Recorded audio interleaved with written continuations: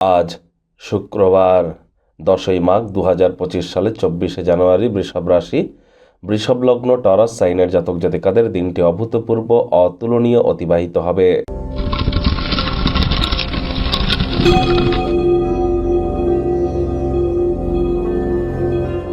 ভিডিওটির শুরুতেই আপনার স্ক্রিনে দেখতে পাচ্ছেন দেবী মহালক্ষ্মীর গায়ত্রী মন্ত্র। ওম শ্রী মহালক্ষ্মী চ বিদ্মহে বিষ্ণুপত্নাই চ ধীমহি তন্ন লক্ষ্মী প্রচোদয়াৎ। এটি সকাল দুপুর সন্ধ্যা 3 বেলায় 108 বার জপ করুন, না অত্যন্ত উপকৃত হবেন। আর্থিক সমস্যা এবং আপনার সাংসারিক জীবনে কোনো প্রকার দুঃখ অশান্তি থেকে থাকলে সেখান থেকেও আপনাকে রিলিফ দিতে পারে। এছাড়া শুক্রের বীজ মন্ত্র ওম দ্রাং দ্রিং দ্রং স শুক্রায় নমঃ অথবা ওম সোম শুক্রায় নমঃ, এটিও আপনারা 108 বার জপ করতে পারেন, উপকৃত হবেন। মহিলারা আজ স্নান আদি সেরে সন্ধেবেলার সময় সারাটা দিন নিরামিষ খেয়ে মা লক্ষ্মীর ঘটের সামনে বসে লক্ষ্মীর পাঁচালি পড়ুন। এটি আপনার সাংসারিক জীবনকে সমৃদ্ধশালী করতে আপনাদেরকে অত্যন্ত সাহায্য করবে।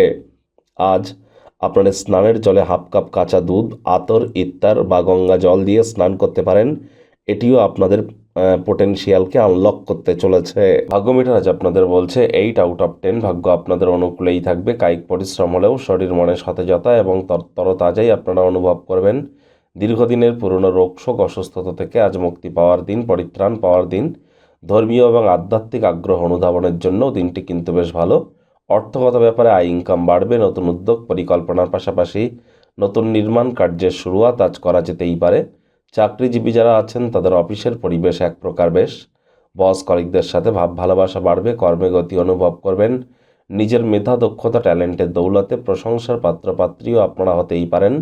রাজনীতিবিদ যারা আছেন জনসংযোগ বৃদ্ধি করুন। সমাজে পপুলারিটিও আপনাদের ইনক্রিজ করবে। শিক্ষার্থী বিদ্যার্থীরা যে কোনো প্রকার পরীক্ষা প্রতিযোগিতায় সফলতা অর্জন করবেন। উচ্চশিক্ষার জন্য যারা বিদেশ যাত্রার কথা ভাবছিলেন, ভাগ্যদেবীও আজ আপনাদের পক্ষেই আছেন। সন্তান সন্ততি থেকে থাকলে তারাও তাদের কৃতিত্বের দ্বারা আপনাদেরকে গর্বিত অনুভব করাবে। হাউস ওয়াইফদের জন্য দিনটি এক প্রকার বেশ। প্রেমিক প্রেমিকা, স্বামী স্ত্রী উভয়ের ক্ষেত্রেই বলবো ফুল ফুটুক আর না ফুটুক, আজ আপনাদের প্রেমের বাগানে বসন্ত। দিনটিকে যতটা সম্ভব রোম্যান্টিক করে তোলা যায় সেই প্রচেষ্টাই তো আপনাদের জারি রাখা উচিত। অবিবাহিতদের বিবাহের যোগ পরিলক্ষিত হচ্ছে। যারা প্রেমে পড়েননি তাদের জীবনে স্বপ্নের নারী বা পুরুষের আগমন আজ কিন্তু হতেই পারে।